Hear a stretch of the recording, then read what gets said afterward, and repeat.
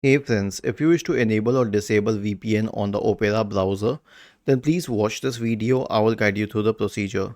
So open the Opera browser.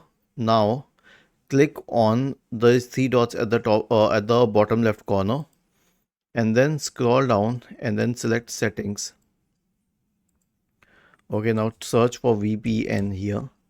You'll have this option to enable VPN. Once you enable it, the VPN will be enabled. Let us check it. I'll go to IP location dot net to check if the location is fine. Just a minute. IP location dot net. Okay, if the VPN is working, it will show a location different from mine, and it's showing a location in some other country, which means that the VPN is working.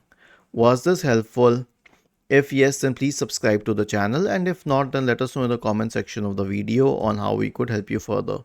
Thank you for watching this video and have a nice day.